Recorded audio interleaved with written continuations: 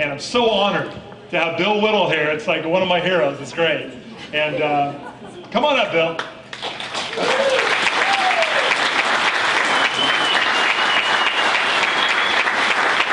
Hi, everybody. Mike, thank you very much. That's very kind. You have very low standards. It's a really great pleasure to be here this evening. I want to say hi, of course, to all of my fellow terrorists out there, fellow hostage takers, all of you right-wing extremists in the low-sloping forehead part of the country between Santa Monica and Manhattan. Before we get into what we want to talk about tonight, I just think it's remarkable. It's a happy circumstance. 87 Tea Party conservatives were elected in 2010. That is precisely, to the decimal point, 20% of the House of Representatives. So 20% of one of the two houses of one of the three branches of government is holding the rest of the country hostage, and everybody bows to our will. That's what they want you to believe. And my reply to that is, if you think that's what will happen with 20%, you wait till what happens when we get 50% next year, and we'll have 80% the time after that. Then we'll be back to the kind of place we all thought we lived in the first place. I've got a little prepared sort of a story to tell you tonight, but before we do, I just want to talk very briefly off topic, and just to tell all of you out there that I know a lot of people are really worried right now. A lot of people see the debt downgrade, and they see what's going on in the country. They see riots in England. They know that this entitlement thing is not going to end well. We know that all of this stuff is very traumatic and very scary. And I want to tell you, don't be afraid of this. This is a tectonic change in the culture of the world. This is the world waking up to realize that this socialist welfare state does not work. It doesn't work. And it doesn't work for the reasons that Margaret Thatcher pointed out 25 years ago. Margaret Thatcher said about socialism, the problem with socialism is you always run out of somebody else's money. And we've run out of somebody else's money. We've run out of their money and their kids' money and their grandkids' money. We're out of money. Spending in Washington right now is an addiction. And if you ask a cocaine addict, how much cocaine will he do? Well, he'll do all of it. There's not a coke addict in the world who says, you know what, I've done enough cocaine for the afternoon. I believe I'm going to put this away and go back to my job. We're out of money. So it's going to end. So don't be afraid. Don't let it bother you. It's going to be traumatic. It's going to be turmoil. But that's what happens when big things are in motion. So, talking about big things in motion, I have a little story I want to tell you tonight. And I'm going to do that a lot. I go through water like a camel on these things. I want to tell you a story about history, about deep history. And I really have two things that I want to do with you tonight. The first part's going to be fairly short and be pretty much easy, because the first thing I have to do tonight is scare the living daylights out of you. And that's probably not going to take too much work. If you just look out there and read the news, you know that's not going to be a terribly big hill for me to climb. But then later on after that, I want to give you some hope. So let me start by scaring you guys all half to death. If you look at history, and I don't mean American history, I mean the history of the world, the history of humanity, you see a series of cycles in civilization.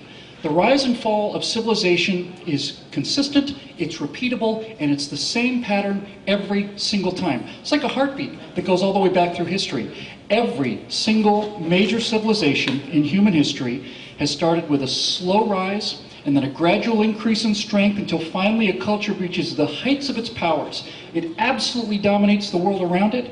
There's no competition, and then almost overnight, it just utterly collapses into the dark ages, and you're back down to this baseline. You have hundreds and hundreds of years of darkness and ignorance and superstition, until slowly another group of people start banding together, and they start to recognize their strength, and a new civilization starts to rise. It's like a heartbeat, a really slow rise, and then an almost instantaneous decline. The first great civilization in human history, Babylon, rose and fell that way. Egypt rose and fell that way. Ancient Greece, Rome, Spain, France, Great Britain before us. And we see many of these same signs in America today. And that should scare the living daylights out of us. It scares the living daylights out of me. But one thing that is interesting about this, and one thing that gives us hope as Americans, is this. Every civilization collapses, and every civilization collapses the same way. It always collapses from the top down. Always, without exception. It's the elites, it's the rulers, it's the aristocracy, it's the nobility, it's the priesthood. They give up hope and they lose faith centuries before the common people do. Centuries.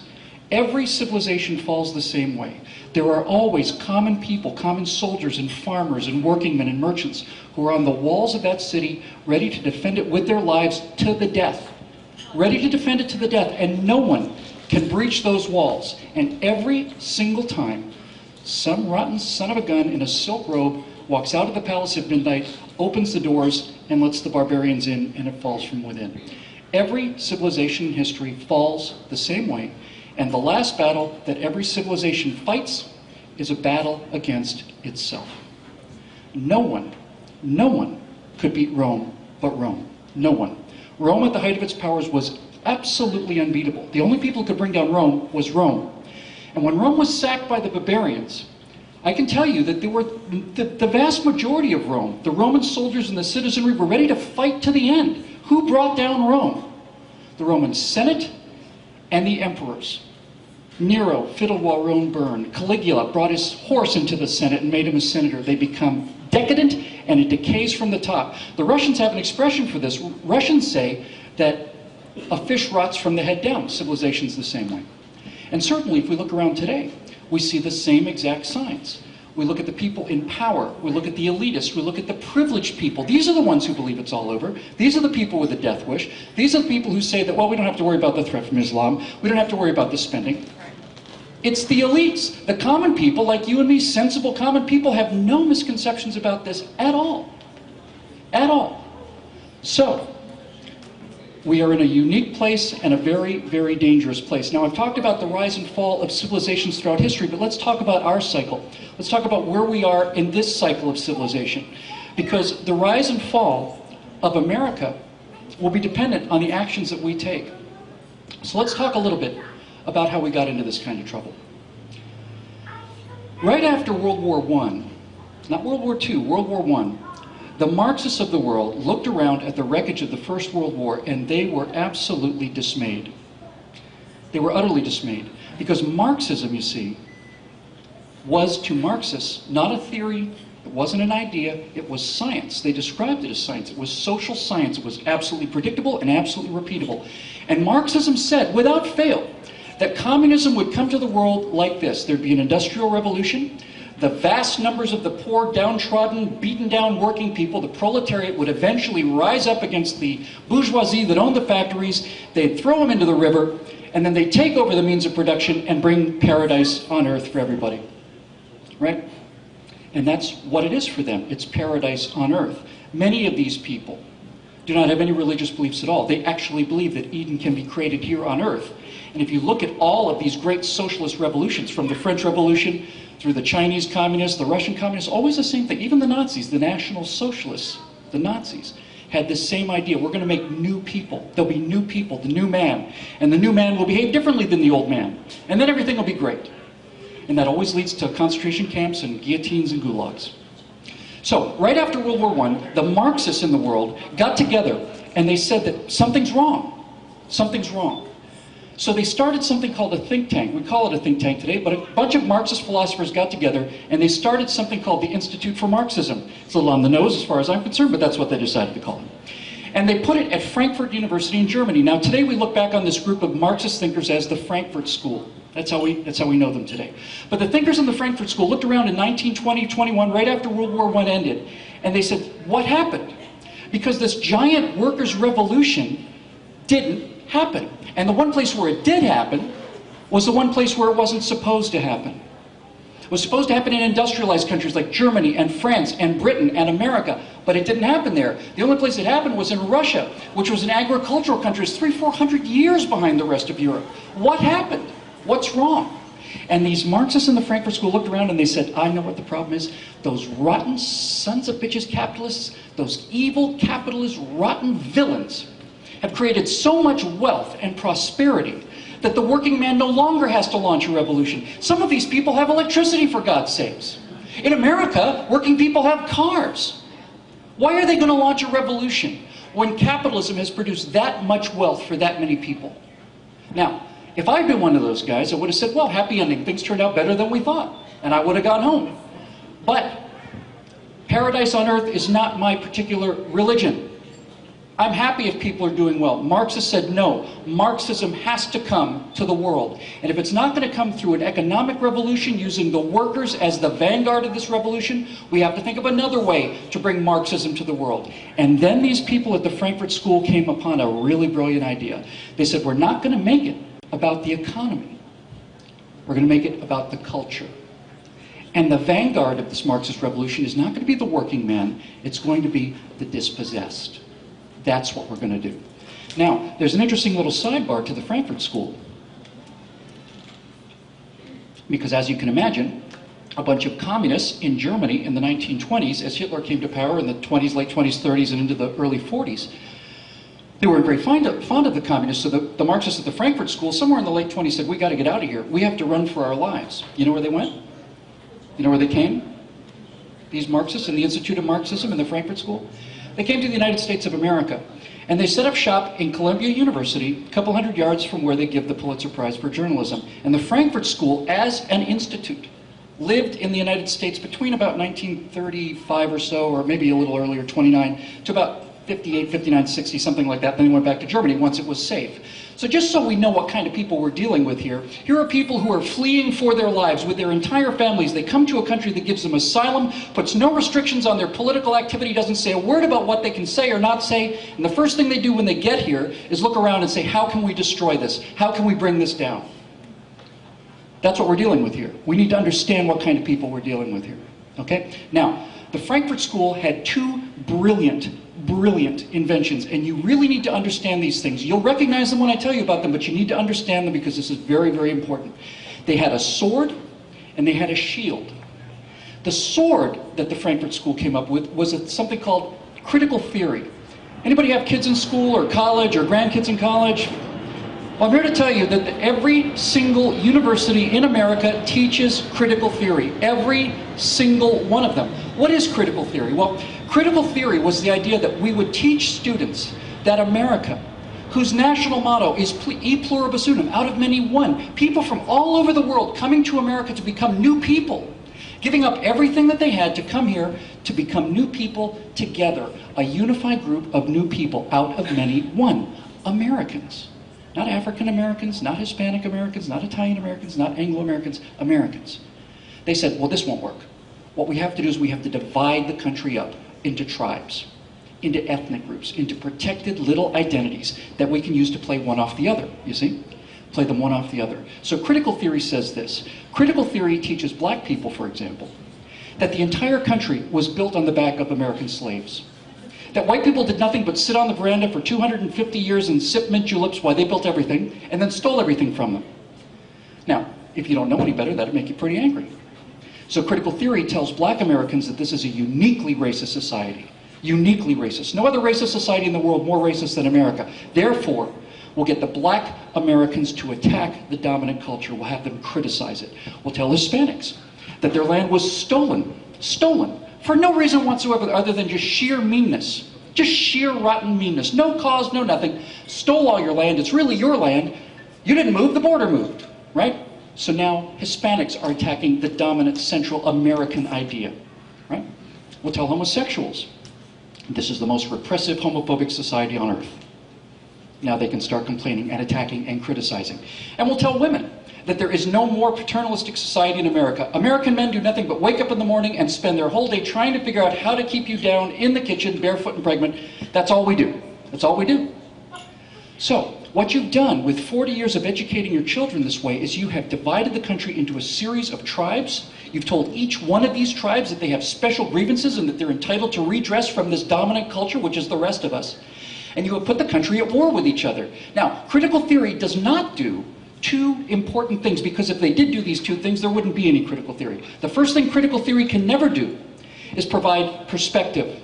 So, when you tell black people that America was built on the back of slavery, you can't tell them that 800,000 Africans came to America as slaves, but 7 million, 11 times greater, went to the Caribbean, to French colonies or Spanish colonies. You can't say that, because then all of a sudden the whole idea starts to fall a little apart, doesn't it?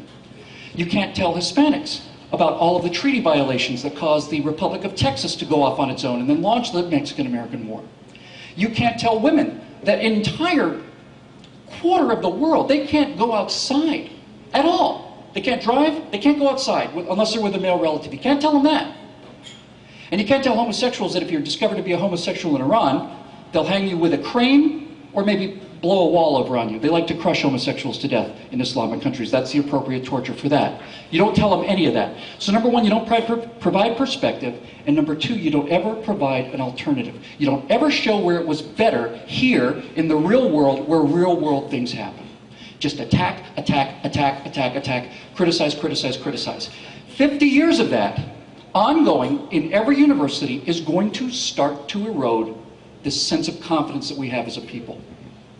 Tell me I'm wrong. The most severe criticisms that I get come from 20-year-old Americans who cannot stand the idea of being told that America is a fair, decent, and just place, an exceptional place. Their heads come off. They're utterly indoctrinated. So that's the sword, critical theory. Here's their shield. They knew that if they launched all these attacks on this dominant culture, pretty soon the dominant culture would start pushing back. So they had to be able to defend themselves against the counterattack. And so they came up with a shield. And the shield is called political correctness. Political correctness is brilliant.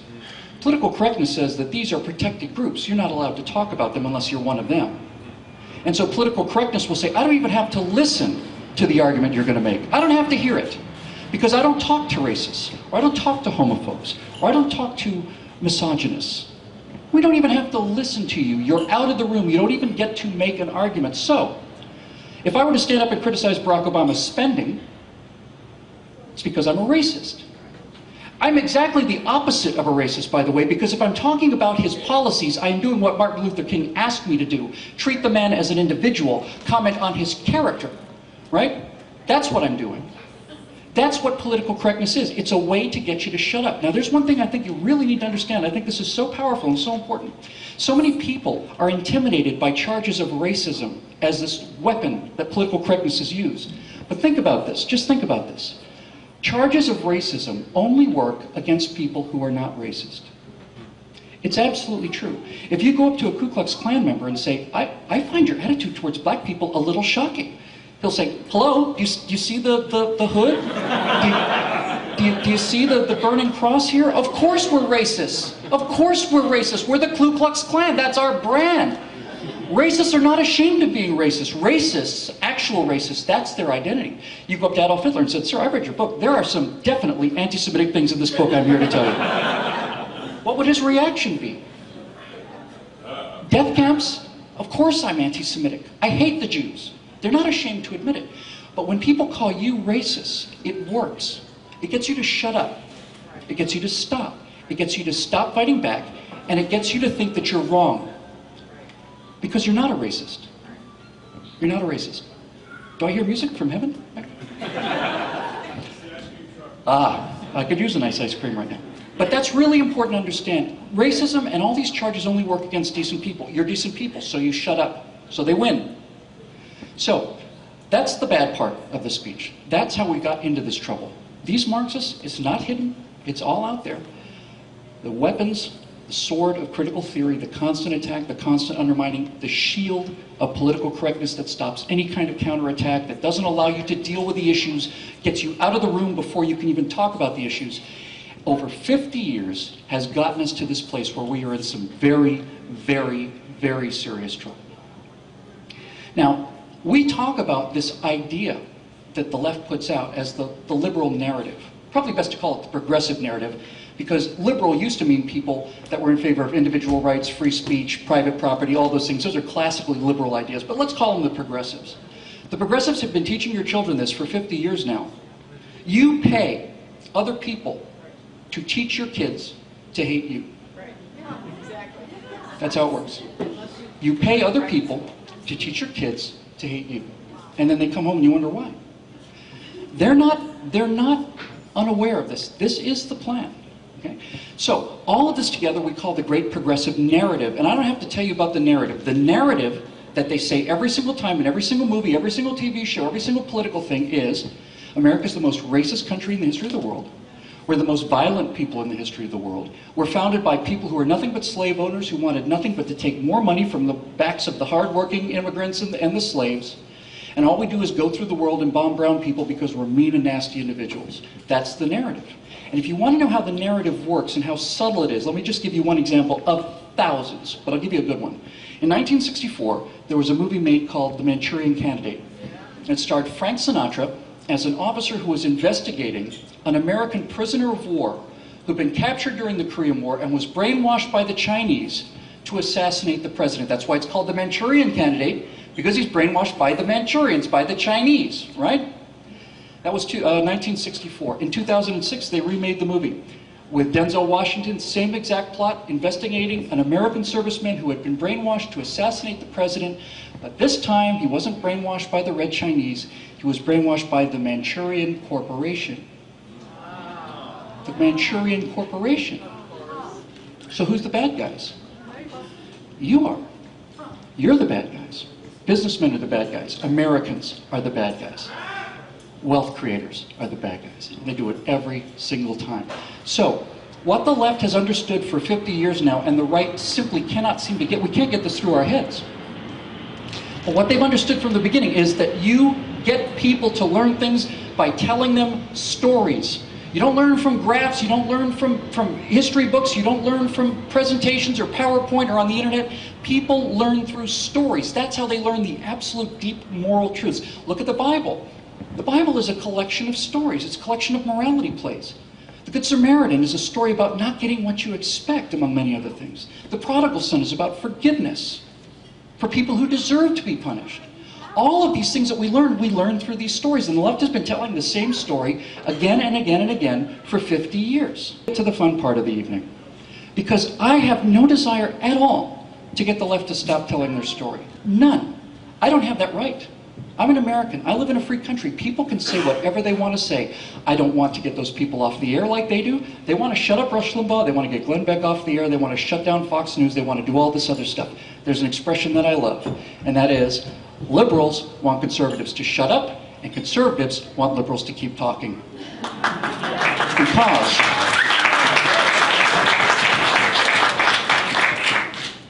Because our arguments make sense, and theirs don't.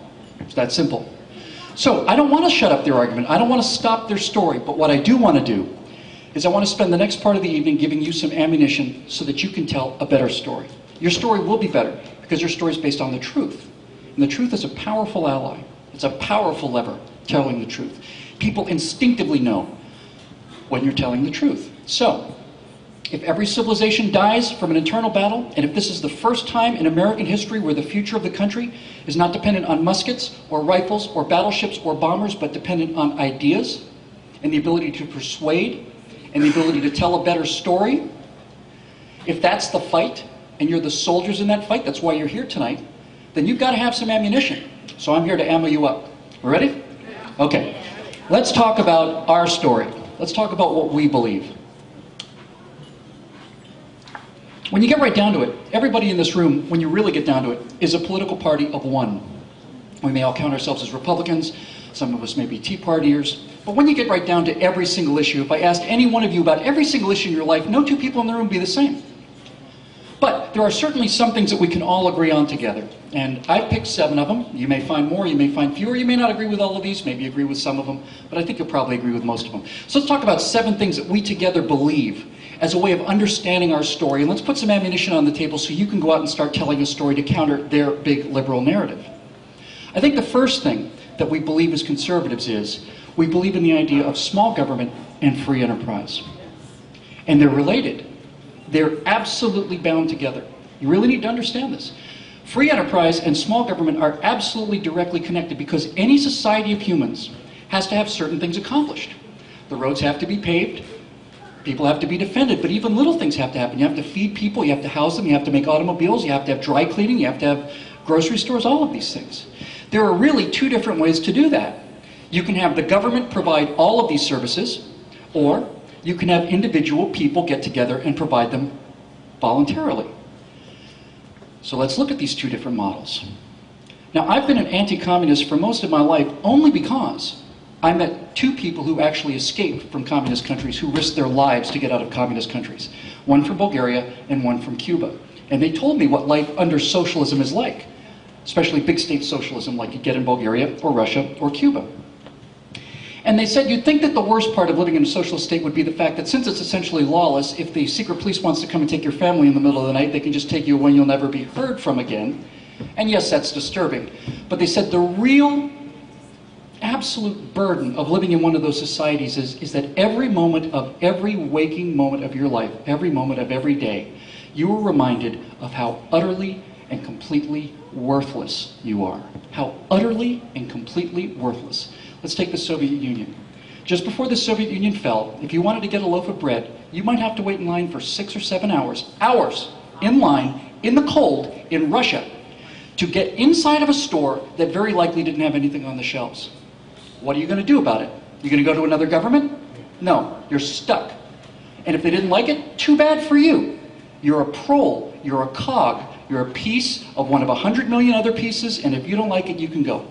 6, 7 hours to get into a store. If you had a plumbing problem, if your toilet is overflowing and there's sewage on your floor, anywhere from 5 days to 10 days to get somebody to come and take care of that. If you wanted a new apartment, that was probably a 3-year wait. If you wanted a new car, that was a 10-year wait. A 10-year wait for your 3-cylinder Trabant.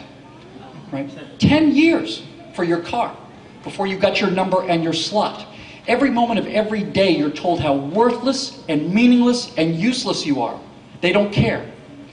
Here in America, we do things differently, but if you want to know what that is like, the closest we can come to it here in America, at least until very recently, is the passport office or the DMV, or the post office. Why do we all laugh when we hear about these things? Why? Because that's where Americans contact services that are only provided by the big state, and it's awful. And there's not a person in this room, I'll bet you anything, there's not a person in this room who facing having to go to the DMV, when presented from a guy across the street who have a lovely, brand new, gorgeous office, air-conditioned, all the people on the counter who said, I will have you out of this office with your DMV needs met in 10 minutes or your money back.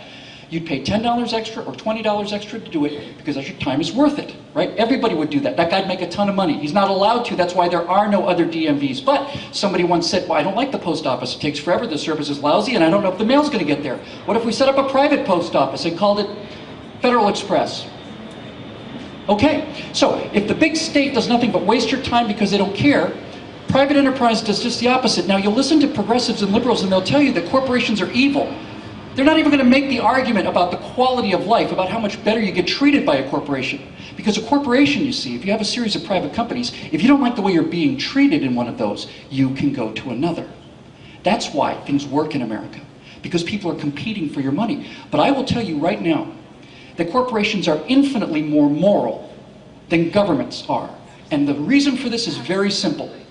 A business has to persuade you to voluntarily give up your money to them in exchange for the service that they provide. The government will provide those services no matter what quality, and they will take your money at gunpoint. How many people here own their own house? Oh, it's a big number. I hate to be the person to break this to you. None of you own your own houses. None of you own your own houses. You pay property tax, right? What happens if you don't pay your property tax?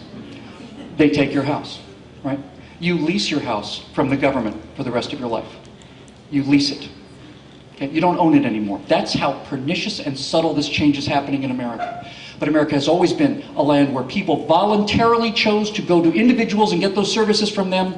And that's why we believe in small government and private enterprise together. And that's the first thing I think we believe.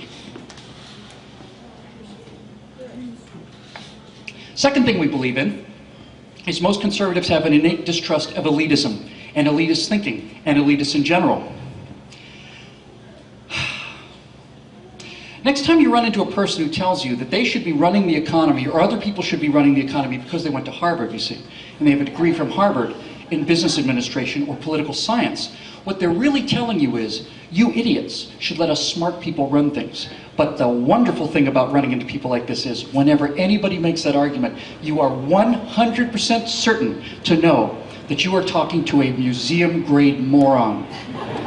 Museum-grade moron. And I can prove it to you. You don't have to take my word for it. I'll prove it to you. Here's the idea behind elitism. The idea behind elitism is to say, let's take the 10 smartest economists in the country, and let's say the average IQ is 100, but let's say every one of these 10 guys has 150 IQ. They're half again smarter than the rest of us knuckle-dragging rubes out there. And you put them all in a room in Washington, D.C., and they'll run the economy, and they'll do a much better job than we are because they're so smart, you see? Here's the trap of elitism, and this is why elitism is such an idiotic idea. The problem with elitism is, an elitist thinks that a guy sitting in office in Washington, D.C.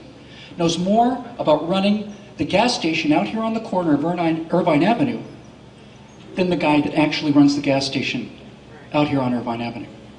He thinks that in Washington, D.C., from 3,000 miles away, he can better determine how much the gas is going to cost, how much it costs for a tire change. He thinks he can factor in all the things like my brother-in-law works for a shipping company, so I get my tires a little bit lower, so I can charge a little bit lower for this. He thinks that he can do all of these things better than the person that's actually on the scene. So think of it this way. Here's what elitism wants you to believe. Elitists want you to think that 10 fast computer processors in one place can process more information than 308 million processors spread throughout the country, dealing with local information in real time, dealing only with the connections that most affect them. They actually think that 10 people are smarter than 308 million people, 10 people on the other side of the country. It's moronic on its face. Elitism is a failure of intelligence. And when you run into an elitist, you're talking about a guy who's so stupid that he cannot see this fundamental fact. There's no way that 10 people can process more information than 308 million people, drawing on 200, 300, or 7,000 years of experience of trial and error that we call common sense. What it is, it's an appeal for their unearned moral and intellectual superiority. They haven't earned it, they don't deserve it, don't give it to them.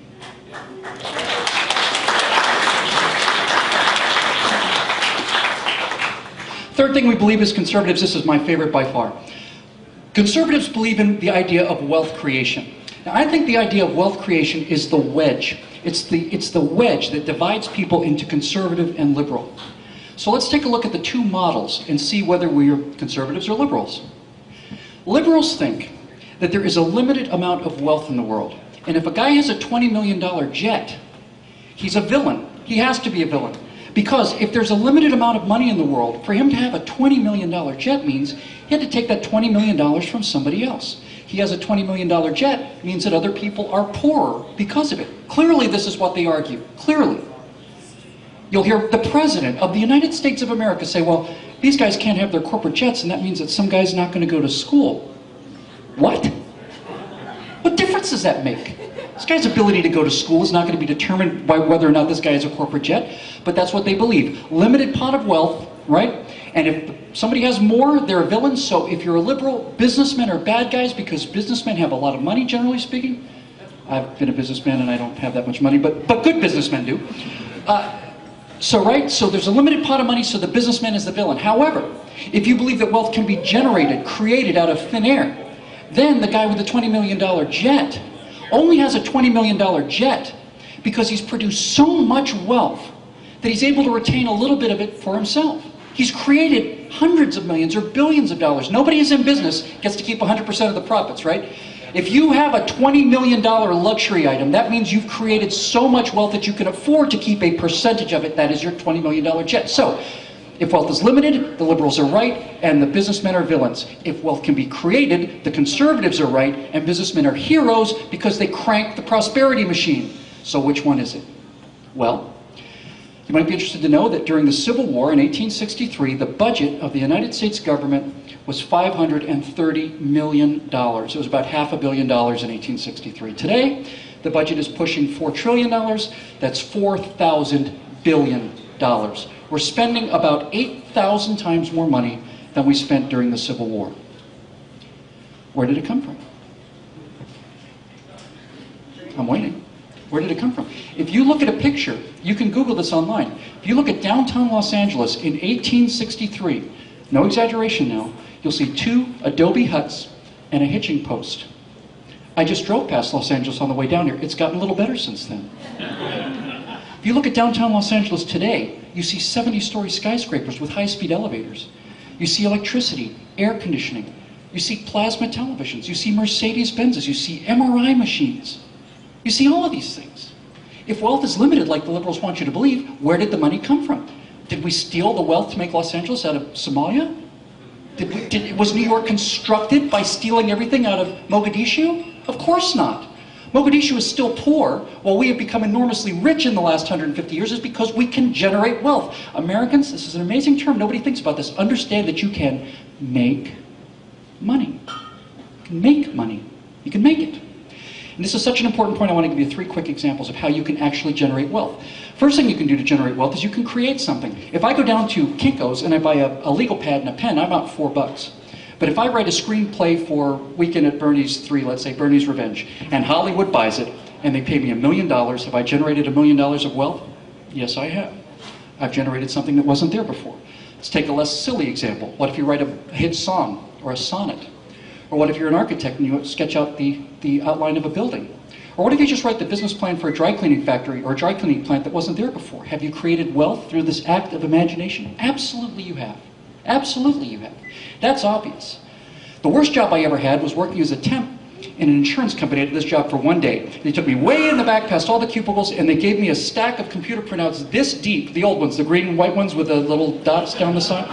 And it was this deep in a notebook, and there was another one just like it off to the side. And the person said to me, Bill, this is a list of customer complaints. And this is a list of checks that we've issued as a result of these complaints. And what we want you to do is to go through each one of these customers and make sure that they were issued a check so that this was made up to them.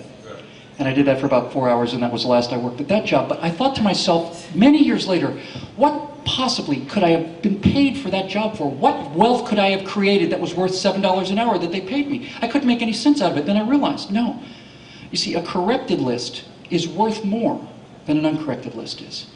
Because if I hadn't checked those lists and somebody missed their check, then that person's not a client anymore. They're out $30,000.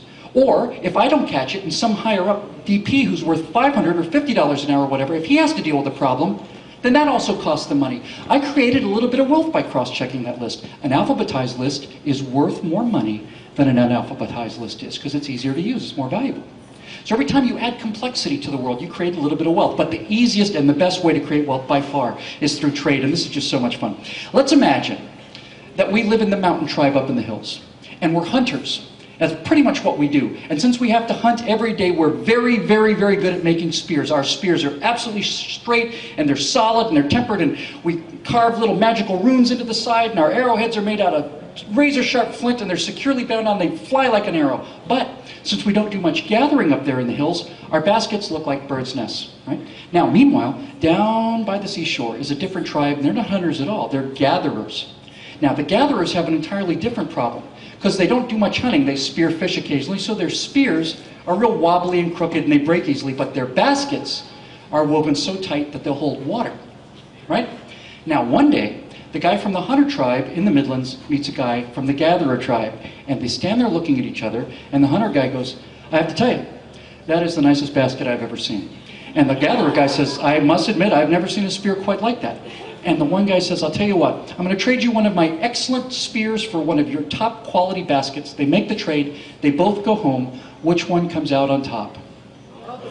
Both of them. That's the magic of trade. You'd rather have the Happy Meal, and McDonald's would rather have the $2.50, because they got lots of hamburgers. You happen to have a little more money right now. You want one? You give them one. The real way that trade generates wealth, though, is through incentive, because the guy who made the trade for the basket comes home with the basket. And now all of the chicks in the village want to see this bitchin' basket. It's the only good basket in town. We're a hunter tribe. Everybody's got great spears, but I'm the only guy in the entire tribe who's got this awesome basket. And yes, special showings of the basket will be available later on this evening. Now, at this point in human history, we can divide the succeeding generations into Republicans and Democrats, because the Democrats will say, I'm going to bequeath this wonderful basket to my generations below me, and my grandchildren will inherit the basket. And you got one basket. But a Republican will say, as he's going to sleep that night, I just gave that guy one of my many spears in exchange for this wonderful basket that everybody wants, that makes me wealthy in my community. You know, if I get up an hour early tomorrow before I go hunting and make another spear, and after I come home, after I eat dinner, if I stay up an hour late and make another spear, then the next day I can go back down to that guy with 2 extra spears. I will do extra work. He goes down with 2 extra spears. The guy down there is thinking the same lines. He's a Republican too. He's got 2 extra baskets. Now the guy comes back. Now he has 3 baskets. And he wakes up the next morning and he goes, I finally have something for my idiot son-in-law to do. My daughter is not going to starve after all. I'm going to employ this loser to do nothing but make spears all day. He just sits on a rock. Now he's going to start making spears. And now I don't even have to make the spears anymore. The spears just happen. Now, when all this is done, and the community up here has all these wonderful baskets, and they down there have all these great spears, who loses? Nobody loses. Who's being taken advantage of in this capitalistic transaction? Who comes out on the bottom? Nobody does. The village up here of the hunters have fantastic baskets that they never used to have before. They couldn't have made those baskets if they spent their entire lives trying to make them. Down there below, the gatherers have terrific spears they never would have had. It's a big win all across the board. And trade and ideas like this used to happen in America. They still do. It's still the greatest place to put ideas and money together. But free trade is the key to wealth creation, and the belief in wealth creation, I think, is the third thing that we conservatives believe in.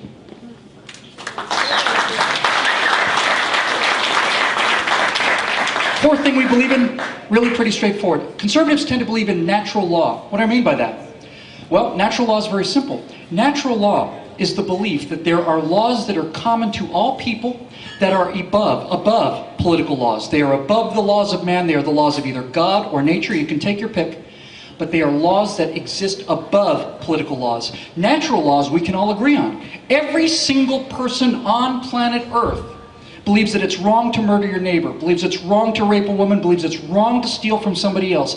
Even the criminals know they're being wrong, but every culture on earth believes in these things. And our founding fathers sat there for years of their lives before they ever got together and tried to figure out, how can we boil these things down? What are the irreducible natural laws? Turns out there's really only 2 laws, really, when you get down to it. Do everything you say you're going to do, that's the basis of contract law, and do not infringe upon other people or their property. That's criminal and tort law. But the United States is the only country in human history ever that was founded on natural law. And if you think about the Declaration of Independence, the Declaration of Independence was an appeal to the world, to natural law. The Declaration of Independence says this: we understand that we colonies are about to break the law.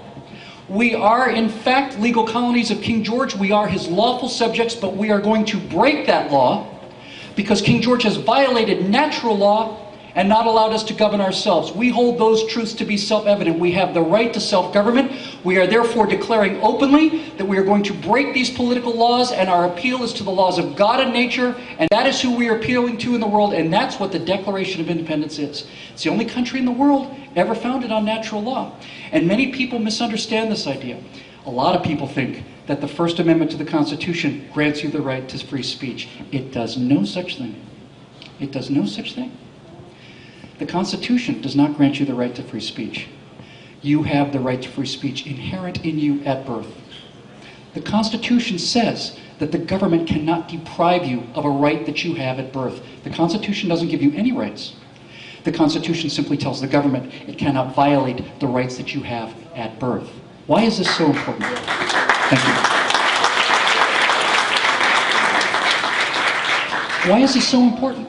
Well, I'll reduce it very simply. It's so important because Barack Obama cannot take away my right to free speech because Barack Obama did not give me the right to free speech.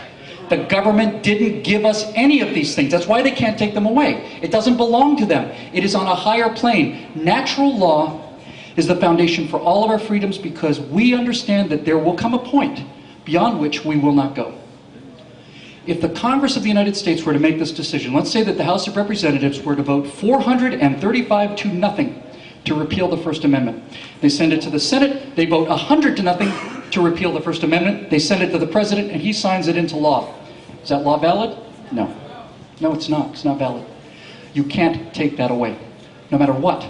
Politicians cannot take it away. Governments cannot take it away. And a people who understand this in their marrow will come to a point where they will fight in the streets to protect those rights because those rights have not been given them, they will not be taken from them, right? We understand that as Americans.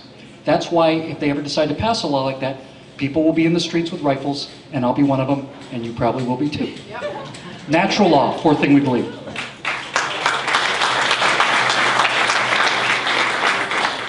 I think the fifth thing we believe in is a remarkable one because it's the one we're slandered with the most. And I've known a lot of conservatives and Republicans, and I've been to a lot of Tea Party events, and I can tell you with confidence, I've never heard disagreement about this from anybody, not one.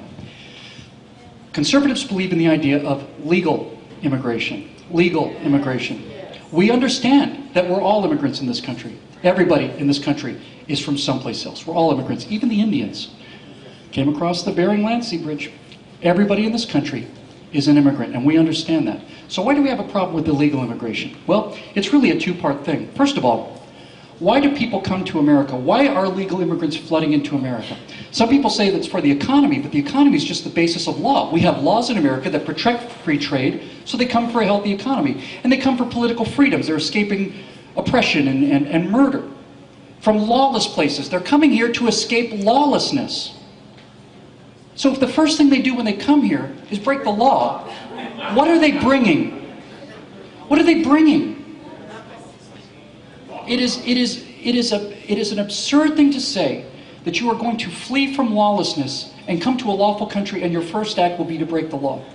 But the real reason that conservatives are opposed to illegal immigration and in favor of legal immigration is because illegal immigration is it's not a slap in the face, it's a spit in the eye to every legal immigrant out there now. At this moment, there are millions of people all around the world who want to live in America, standing in line, filling out forms, giving up large sums of money, waiting for 7 years, 8 years, 9 years. They come here, they raise their hand, they swear to be Americans, they pass a test that most of us can't pass.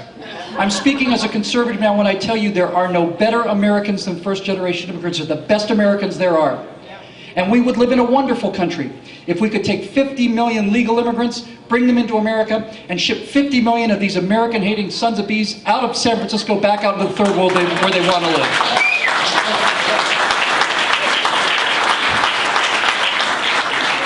So that's number 5. Number 6, simplest one of all. I think conservatives believe in gun rights because conservatives understand that without the Second Amendment, the other 26 are meaningless. The Founding Fathers understood human nature. They studied every culture in history and looked at what worked and what didn't work. And these were the best, most noble, honorable, decent men in the world that have ever lived. And they looked at each other and they said, we can't be trusted with this kind of power. We can't be trusted with this kind of power. Ultimate power, said Mao, comes from the barrel of a gun. It's the only thing Mao got right in his entire life. The founders understood that ultimate power had to be vested in the people. You don't have to own a gun. It's up to you. It's your business. But they know that when push comes to shove, the people who are doing the pushing and the shoving are we, the people. The rights of the people to keep and bear arms shall not be infringed. That's the ultimate guarantee. And as a quick aside, I want to know why it is that liberals and progressives always talk about gun control, but never talk about crime control. Why is that? If guns just literally leapt off the table and just started randomly shooting people dead, there would be nobody alive in a gun store today. They'd be dead 3 minutes into it. So why do liberals have a problem with gun control and not with crime control? My personal feeling is because most liberal elitists don't have anything to do with crime. They don't live in crime-ridden neighborhoods. The judges on the Ninth Circuit Court that let these rapists and murderers go back out into the community don't go back out into their community. They live in gated communities. Rosie O'Donnell can tell you that you don't have a right to defend yourself because Rosie O'Donnell has a security man with a gun. She's a very important person. She's not like one of you folks. She's a celebrity, you see. Think about that. They don't have a problem with crime control. They have a problem with gun control, and I think it's because they know that they can only get away with so much. Only get away with so much. And when you think about these societies that have been utterly brutalized like the Nazis, my dad, first thing I remember my dad ever telling me, first political thought I ever had was, I said, Dad, I saw some movie on the Nazis. I said, if the Gestapo came and wanted to take us out of here, would they be able to do it? Would you be able to save us? He said, son, if they came to get us, I couldn't stop them from getting us. But I could make damn sure that 2 or 3 of them don't go home that night. Damn sure about that. That's all it takes, right? There aren't enough soldiers in the world to pull the entire armed population out of their houses. So, 6th thing we believe in is gun rights. And I think the 7th, thank you, I'll take a drink. Here's the last one. I think the last thing we believe in as Americans is we believe in the idea of American exceptionalism. The President of the United States of America was asked a couple years ago, they asked Barack Obama, they said, Mr. President, do you believe in the idea of American exceptionalism? And he said, why, yes, I do. I believe in American exceptionalism the way that I'm sure that the Brits believe in British exceptionalism and the Greeks believe in Greek exceptionalism. In other words, he said absolutely nothing, and he sounded like an idiot.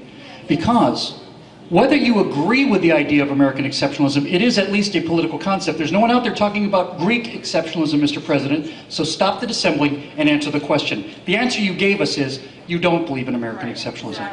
You think that when we talk about American exceptionalism, you think that we're talking about American patriotism, but we're not. They're completely separate things. Of course the Greeks are proud of their country, and of course the Brits are proud of their country. We're not talking about that. I respect them being proud of their country. I can connect to it. Right? We're not talking about that. We're talking about exceptionalism. So, how do we measure exceptionalism? How can we say a country is exceptional? If it's not an assertion, how can we prove it? Well, there's probably 4 ways we can measure whether a country is exceptional or not. Militarily, economically, scientifically, and culturally. So let's look at these very quickly. Militarily. Does anybody want to guess how many aircraft carriers the United States of America had when the Japanese signed the surrender document in Tokyo Bay in 1945 on board the U.S. Missouri? Any idea how many we had? We had 33. We had 33 aircraft carriers at the end of World War II. Earlier, in 1942, right after Midway, we had 1. In fact, one of my favorite sayings in all of history, for 6 months there, it was the USS Enterprise versus the Empire of Japan. By the time it was over, we had 33. By the time that surrender document was signed, we had fleets of world-spanning B-29 bombers, could go anywhere in the world, and we had the atomic bomb and the will to use it.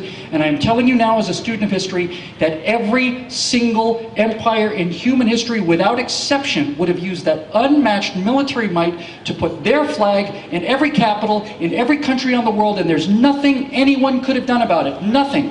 And what did we do? We cut those aircraft carriers up into scrap to make skyscrapers. We put blades through the wings of those bombers and turned them into beer cans. And we spent $45 billion in 1946. That's an unbelievable sum of money. To our mortal adversaries who a few months ago wanted us dead. We got them up on their feet, both of them. Both of them. That has never, ever happened. And I don't think it's ever going to happen again. It's never, ever, ever happened before. We're not a great people because we have a great military. We have a great military because we're great people. We're moral, decent, restrained, civilized people. That's the history of America. And nobody bows in respect to the fighting men that we put in the field before. The men that stood on Missionary Ridge, or Bunker Hill, or went at Mount Suribachi, or in the streets of Baghdad. But I'm here to tell you, we have never fielded soldiers like the men and women we have out there now. Never. Never. Never fielded them. The men and women we have deployed now are as tough and as deadly as any soldiers that we've ever put in the field. But these people don't have to just be deadly. They have to be careful. When you're going up Mount Suribachi, anything that moves in front of you, you can shoot at. But in Baghdad, in Afghanistan, where these people use women as shields, the difference between the good guys and the bad guys is the bad guys hide behind women. We put their women behind us. Right? If you can't see that fundamental difference, I pity you. I pity you. We have the best people in the world out there. They're not just soldiers, they're also marriage counselors, they're business counselors, they're traffic cops, they're everything. They're the best people out there. So militarily, we are the most remarkable nation in history. There's never been a country that far above everybody else militarily. So militarily, certainly, Mr. President, we're an exceptional country. There's no question about that. Okay, what about economically? This one's super easy. China has 4 times our population and produces 1/4 of our GDP.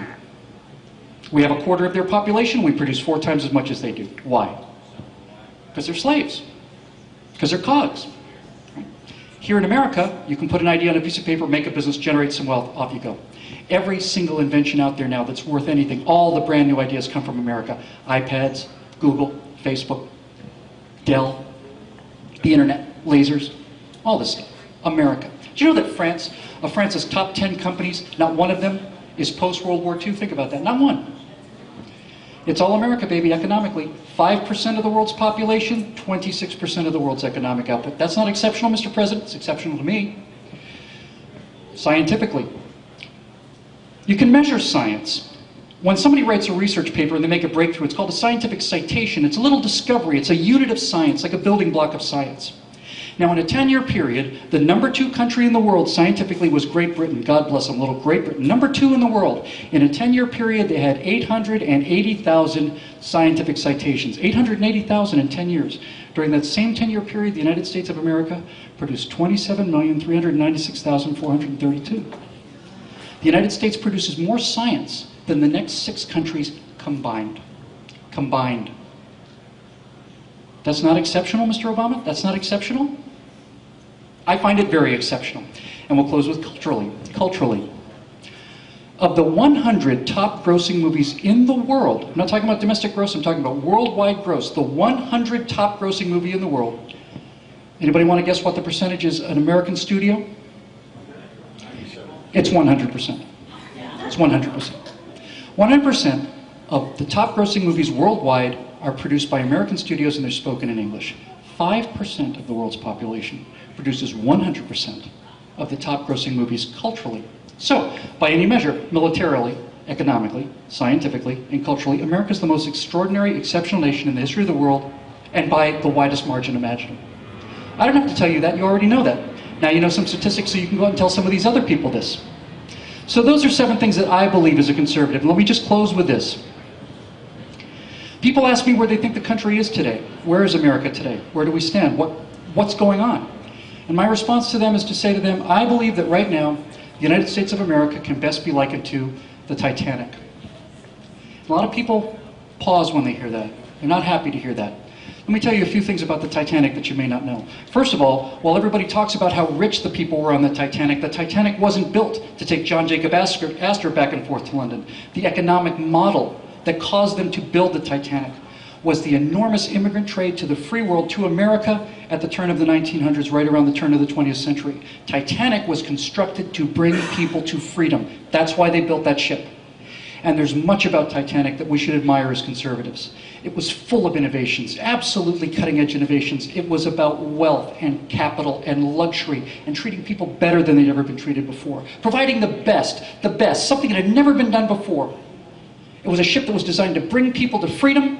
It was a wonderful, miraculous ship of dreams, and now it's sitting at the bottom of the North Atlantic Ocean, rusting back into the dirt. Why?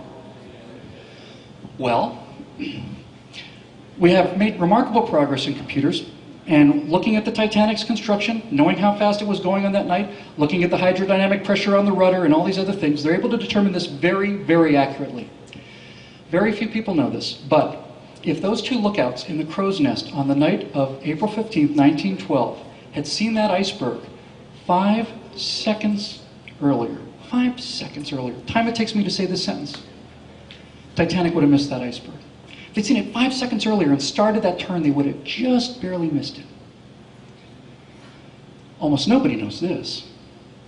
If those same lookouts on that same evening had seen that iceberg 5 seconds later than they did, Titanic would still come home. Because Titanic was designed to have the first 5 compartments flooded, but not 6. If 6 flooded, she was going to go down. That iceberg sank the Titanic because it went all the way down the side and punched in all of those compartments.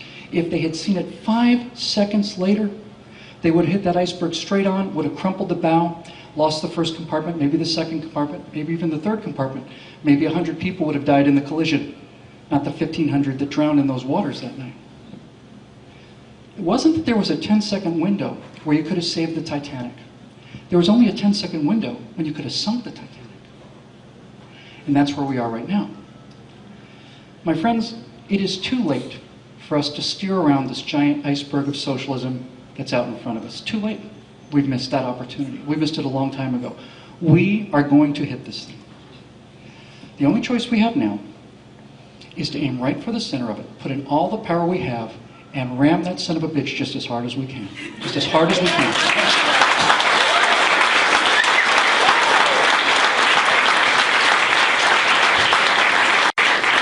And I say that because I know something about that iceberg that you probably don't know. That iceberg out there is hollow. That's a cheap assertion, Bill. What do you mean by that? Well, I'll tell you what I mean. If you have been in the U.S. military or have family that either is or has been in the U.S. military, raise your hands. Yeah, okay, I thought so.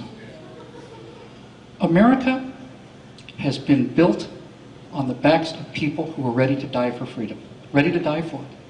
And let's not forget that those men that don't come back from Iwo Jima or Missionary Ridge or Bunker Hill, not only do they die, but all of their children never are born.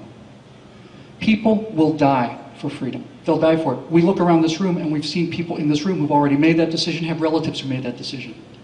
When I say that that opposition is hollow, what I mean is this. Is there anybody out there who actually believes that Bill Maher would die for what he believes in? Does anybody actually think that Michael Moore, if push came to shove, would take a rifle and leave his movie star life and get into a filthy trench someplace on the far side of the world and die an anonymous, painful death all alone for what he believes in? Who believes that? Nobody believes that. Michael Moore doesn't believe that. You cannot defeat people who are ready to die for an idea. And the dying for freedom and liberty is the best idea that has ever come up with. If we don't ram this iceberg of socialism, it's going to do to us what it did to the Titanic. It's going to stave in every single compartment in our society. It's already doing it. Academia, late night comedy, music, schools, colleges, news media, movies, television, knocking them all in, flooding them all, down we go. We got to ram it right smack in the middle. And the reason I'm here talking to you people tonight is because in this final war that every civilization fights, you are the soldiers in this war. It's the first time in history that it has not been dependent on bullets, it's dependent on ideas. We've got to ram that iceberg, and you good people are the front of the ship. So let's go get them. Thanks for having me. Let's get some questions for Bill, and here he goes. Yes, sir. Oh, what's right? Well, some person in the back. Is that DVD for sale? Yes, actually, ma'am, it is. It's one for $15 and two for $20, and we'll be autographing one for $3. And thank you very much for asking. Yes, sir. Go ahead. Why in the world were 25 Navy SEALs all in one helicopter, and why in the world do I know that there were Navy SEALs on the helicopter that went down? Yes, good question. I really don't know how to answer that, other than to say that of all the things that happened in that terrible incident, look, we need to be realists here. When we're in a war, we're fighting against real people. These aren't cardboard cutouts, they're real people. They're going to win some victories. There's never been a war ever fought where the enemy didn't win victories, ever. You have to understand that these things are going to happen. You have to accept it. They accept it. That's why they sign up and put themselves in harm's way. But the one thing I will say about this that I thought was inexcusable was simply this. I read a letter written by a father of a Navy SEAL who turned out survived. He said when that administration released the fact that 25 SEALs serving in Afghanistan, there's not but 60 or 70 of them over there anyway, that 25 of them were killed, every single family member in the country that has a relative in the SEALs just felt absolutely sick. You do not make that kind of an announcement until you notify the families. Look, those guys who committed that raid, laid that trap, they're gone. It took those guys 6 days to find them. They're dust now. They got them with the hellfire. Okay, I know what we're up against. Those people understand the risks. And one of the great slanders against the military, I think, is this idea that they all want to come home. That they just want to come home. They don't want to come home, they want to win. They want to win and then come home. So this idea we're going to bring them home before they come home, that's not what they want. It's not my opinion, and it's not your opinion. Ask those men who signed up for this kind of work what they want, and they'll tell you is they want to win. That's what they want to do. So it was a horrible loss, and it was a terrible day, and you have battles. You have the Battle of Bisway, you sink 4 of their carriers, you lose 1 of yours. That's what war is. Next question. Yes, ma'am. First of all, I want to tell you your work. Thank you. I'm a 23-year-old. Hey, how's it going? Staunch, conservative, graduated from college, stuck into his security brothers all the way through. He held his own, and he's here to see. Oh, that's very kind. Thanks.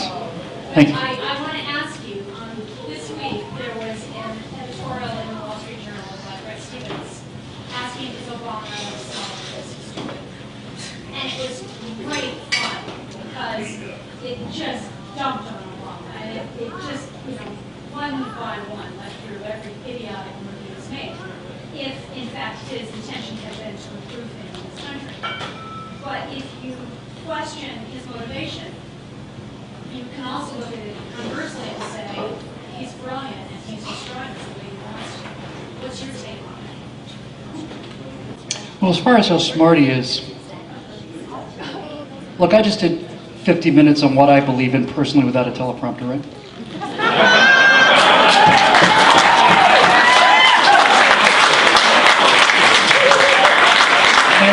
And I don't mean for that to sound anything like as self-aggrandizing or as snotty or as condescending as it did. What I mean by that is simply this. I'm a professional speaker, that's what I do. But if I asked you to tell me what you believe in, you could do it. You could do it without a teleprompter. Anybody in this room, if I asked you, what is your belief, what do you believe in? You could tell me without a teleprompter. Why does this guy need a teleprompter all the time? I don't know what he is. I know his background. I know about the people that raised him. I know about the people that were his mentors. And I think they're the worst people that I've ever heard of. Frank Marshall was a remarkably dark guy. And all of them. So when somebody says, is he an evil genius? Is he a pawn? Is he a narcissist? My best answer is yes. In the back, yes sir. Pardon me? Yeah, well, I think we've been on to him since before he was elected. I think certainly the rest of the country is waking up. I saw an article in I don't know if it was the Times or not, but it was a leading liberal commentator saying, it's possible that we were blinded by this man's glamour and may not have paid enough attention to the fact that he hasn't done anything prior to becoming president, kind of always ran for the next job. But remember, they're the super geniuses and we're just the low-sloping foreheads. Yes, sir. Was there not a Whittle that signed one of these first documents that established the nation? I'm deeply embarrassed that you asked me that. Actually, it was me. I'm a 7,000-year-old immortal, and I just move from culture to culture and reappear when I'm needed. I actually don't know. I honestly have never heard such a thing. I do know that Frank Whittle invented the jet engine, and I'm a pilot, so I'm proud of that. Although I'm not sure that we're actually closely related. There was a Whittle back then. Was it really? I'll look it up. I'll look it up. Yes, sir. This question's too complex. How do we win a war against the largest religion? You mean Islam? Yeah. How do we win a war against the largest religion in the world? Well, here's how I think you do it. In the Middle East, you have a country called Israel, which has, what, 5-6 million people, surrounded by 1 billion people. Israeli scientists are building tachyonic electron switches. They're building switches that work conceivably somehow faster than the speed of light. I'm not sure how that happens. The big Muslim invention is a buzzer that goes off when you put your head down, because that means you've fallen asleep during your prayers. Now look, let me say this. I want to be crystal clear about this. I want to be crystal clear about this. The most successful, tolerant, decent Muslims in the world live in America. I have met hundreds of wonderful, hardworking people, cab drivers in New York City, everywhere, who've come here, who want to live their lives, who want to succeed, and are perfectly happy to let everybody else do what they want to do. It's not really about a religion. Because you can certainly be an American Muslim and be absolutely as much a part of this country as anybody else. I do not want to be misunderstood about this for a second. So it's not about the religion, it's about the lifestyle, it's about the culture, because Islam tends to be a religion that controls every aspect of your life. Islam tells you what to wear, it tells you how to bathe, what to eat, where you can go, where you can't go. Islam as a religion is an interesting thing, because the two religions split off from Abraham, and Islam is the religion descended from the slave Ishmael, and Christianity and Judaism are descended from the other brother. And it's a remarkable thing to me, because Islam treats people like slaves. What I mean by that is this. Islam will put off the table temptation. It will assume that you cannot be tempted. It will not allow you to be tempted. No gambling, no alcohol, no adultery, no prostitution, none of that stuff. Here in America, there sits Las Vegas, where not only are these things available, they're encouraged and they cost a lot of money. Why is that? I think it's primarily because Judaism, and especially Christianity, depend on an internal judge, an internal sense of right and wrong.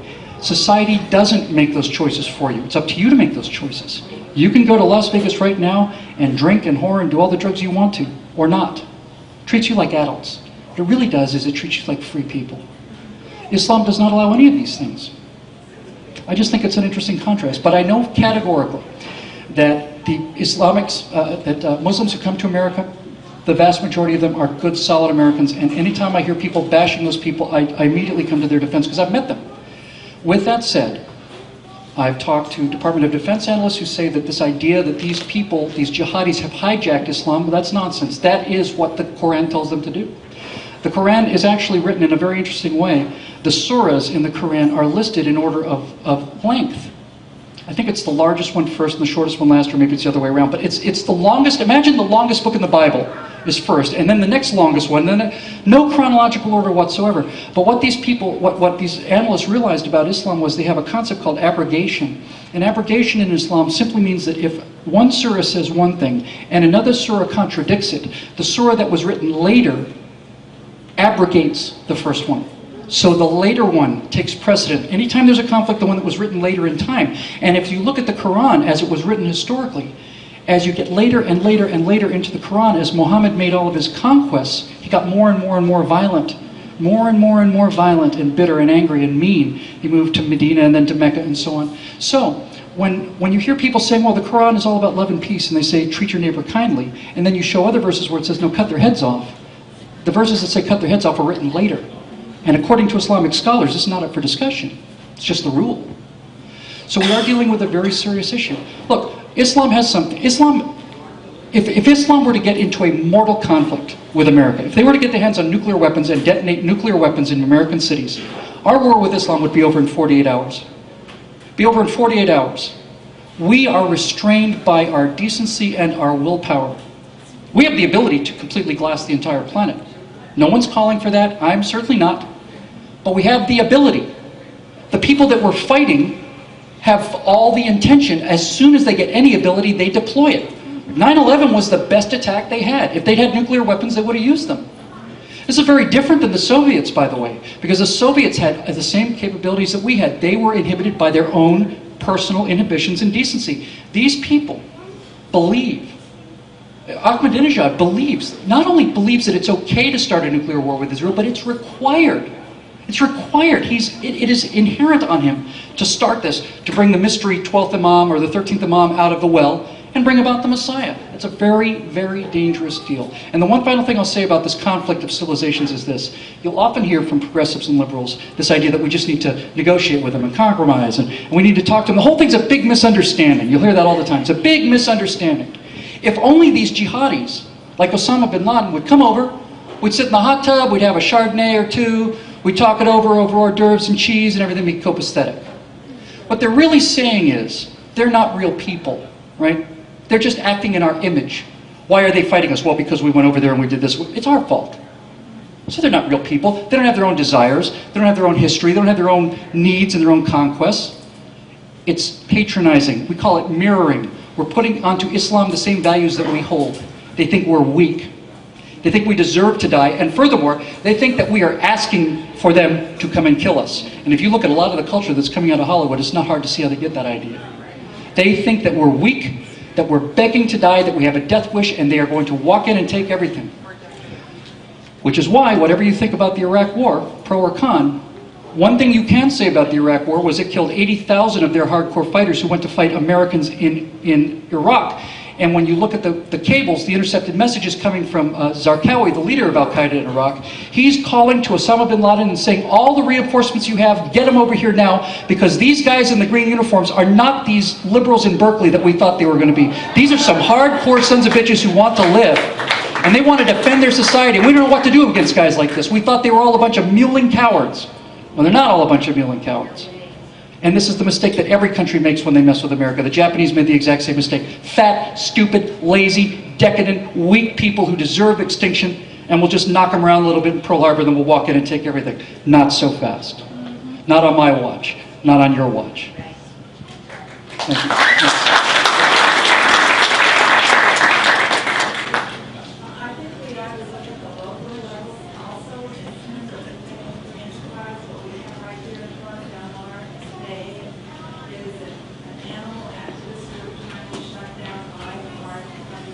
What is the activist group? Please tell me it's PETA. Oh, too bad. Animal activist group is trying to shut down I Heart Puppies.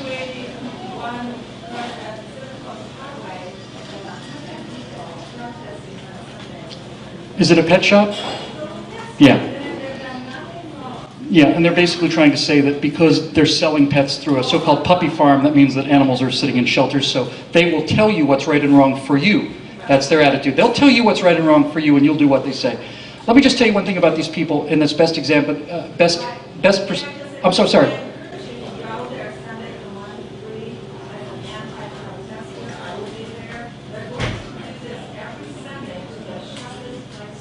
Yeah. These people can never just leave what they don't like alone. If they don't like ATVs, not only do they not ride ATVs, they want to stop anybody from riding ATVs. If they don't like jet skis, not only do they not ride jet skis, they don't want you to ride jet skis either. Let me just say this about people like this, and PETA's a great example.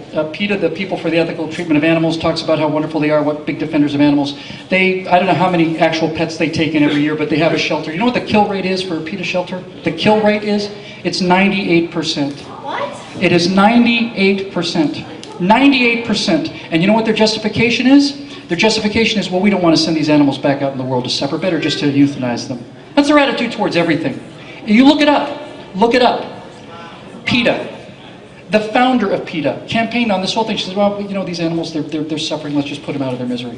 Yeah. So there you go. I mean, there you go. It's the same kind of hypocrisy that would say to Al Gore, who may actually believe that the world is about to burn and melt. Let's say he's right. Let's say he's right.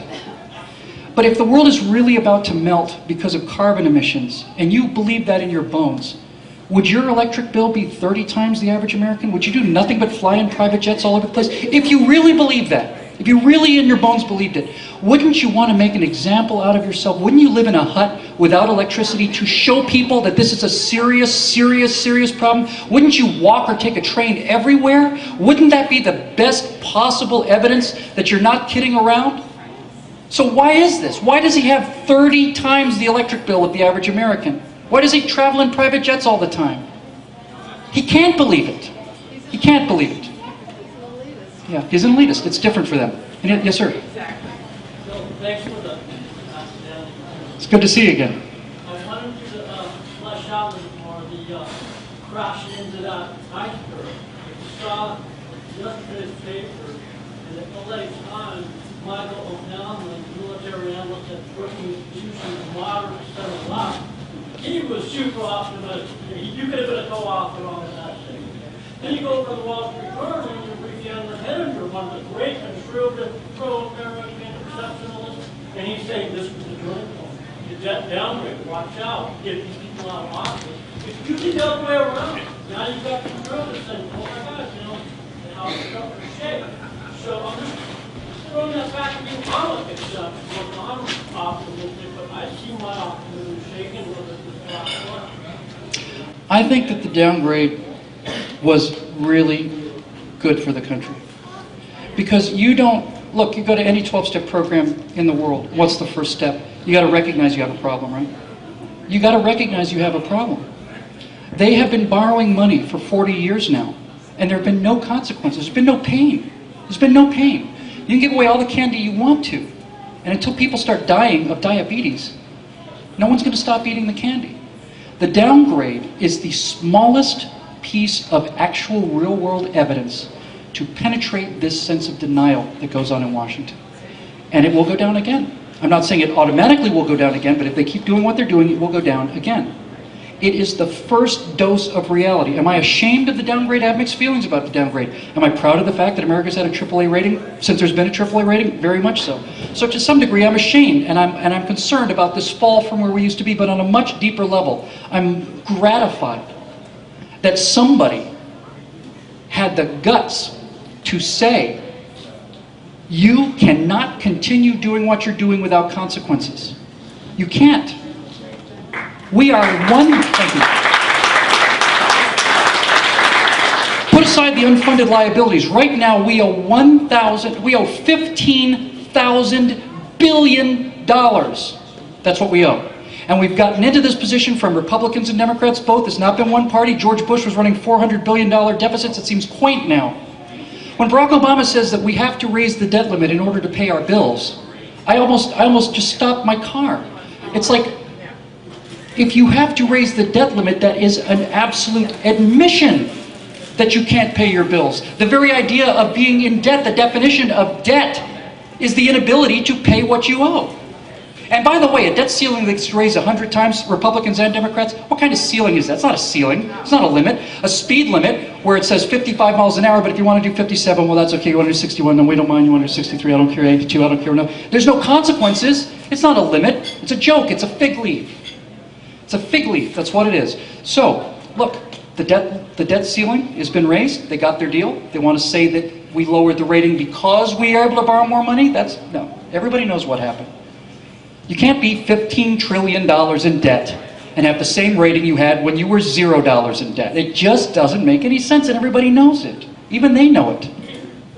So I think the one thing I will say about the whole debt thing is, last time they tried to raise the debt ceiling 7-8 months ago, there was a bit of a fuss. This time it blew the dome off of the Congress, off of the Capitol building. Next time, it's going to be even more fuss. For the first time ever, people all across the spectrum are aware of it. I don't even think any big progressives believe anymore that they can just keep spending this money forever. I think they're at the place now where it's like, well, how much longer can we get away with it? It's not like we can get away with it forever. How much longer can we get away with it? So be of good cheer and expect turmoil. Expect it.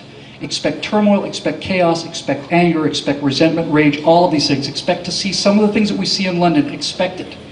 Because there's one thing I can tell you, and that is this. Those people, those progressives, depend upon your despair. They depend upon your despair. They depend upon you thinking you're the only person who believes what you believe. They depend upon you thinking that you're a dinosaur, that it's all over, that it's all history, there's no way to go back, it's a ratchet, it's irretrievable. Nonsense. Nonsense. We have repealed constitutional amendments in this country. The highest legal bar in America has been removed by repealing the constitutional amendment that prohibited alcohol. If we can repeal a constitutional amendment, we can do anything. It's just votes. It's just votes. Which is why I come talk to you people. You want to save the country? You don't have to go up Mount Suribachi. People have already done that. You don't have to patrol the streets of Baghdad. People have done that. They deserve to come home to a free country. You have to go out and get 5 people who would not have voted otherwise on that 1st November in 2012, and all will be well. It's just that easy. It's just that easy. Yes, ma'am. Well, I think you're an amazing, you're even more amazing in person. And I think any of you who have any friends in Beverly Hills or in LA should go to the Beverly Hills Tea Party and hear Bill. He's speaking at our party on September 18th. I got about 10 minutes out there, though, but I'll make them count. But no, we're going to give you more time. Oh, thank you. We're going to give you more time. We're right there. We're in the belly of the beast, okay? And we're right there on Santa Monica Boulevard. And can you imagine the reception this man's going to get? It's going to be awesome.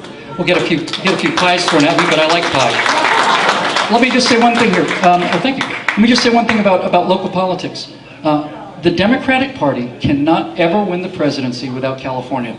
They count on it. It's in the bag for them. They cannot win without California. Everybody knows it. It's a quarter. It's almost a quarter of the total electoral votes. So, they can't win without California. They can't win California without LA County. Orange County is safe. God bless you people.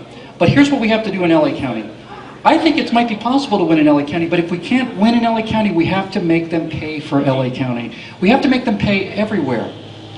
If we are dealing with a force that is very strong in a local area, we can't run up against their front line and beat them tank to tank because we don't have as many tanks as we do. We got to get in their rear areas and blow up the ammo dump. We got to knock over this crane. We got to intercept that bridge. We got to pull down these tracks. We got to do all these things. We got to make them pay for things that they assume was safe. We got to make them put resources into areas they didn't have to put resources into before. Make them work for it. If you can't beat them, make them work for it, because every dollar they spend trying to hold LA County is a dollar they don't get to spend somewhere else. They've understood this from the beginning. Victory's a ratchet. You take every single little victory you can, just notch it up just a little bit, which is why I say to all of you, this is the last thing I'll probably say tonight, last thing I'll say to you tonight about the Republican primaries coming up. The whole purpose of the primary is for you to, I'll take you 1 second. The whole purpose of a primary is for you to decide who you like as a candidate, as a Republican candidate. Put out the lawn signs and write the checks directly to that person, get out there and donate, work for them, do everything you can. But understand that it is a legal and fair process. It's a democratic process. And what I'm trying to tell you is we cannot do what we did in 2008. When the primary process is over, if you don't like the Republican candidate, you need to get out there and campaign for that guy. If it's a mop, you got to vote for the mop over Barack Obama. We can't take another 4 years of this guy. We just can't do it.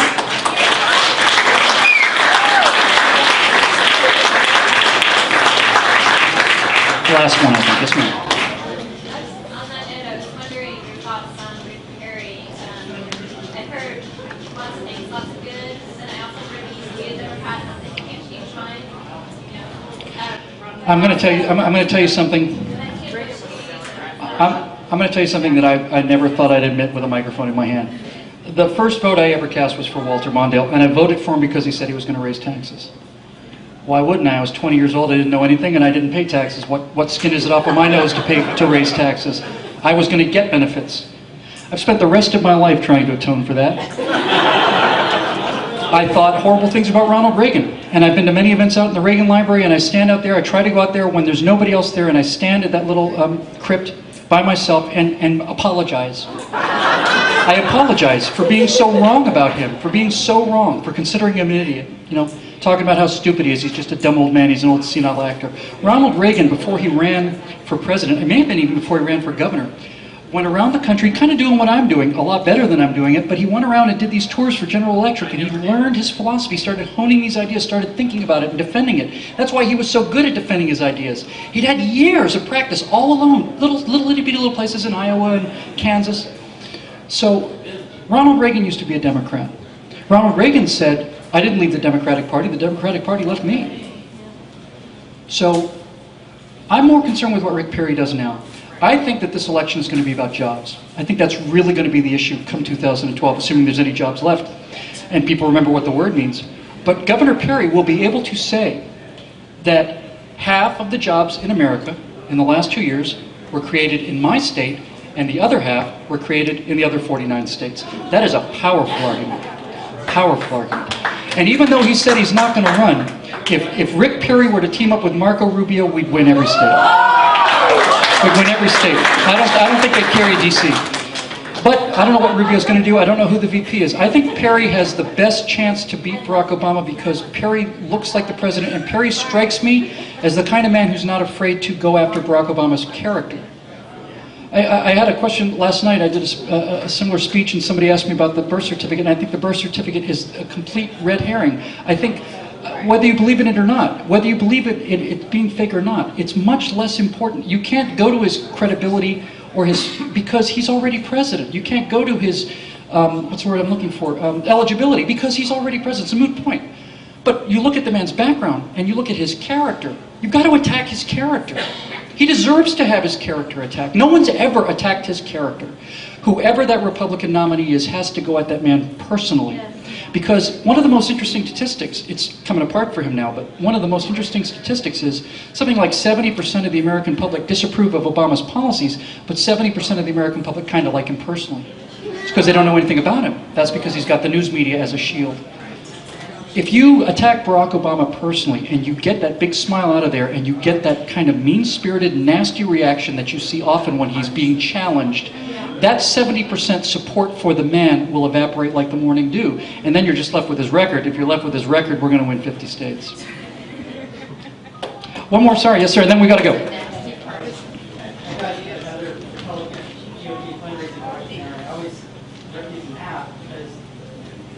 Nowhere on this questionnaire asks me my top issues. Is there anything about gun rights or Second Amendment?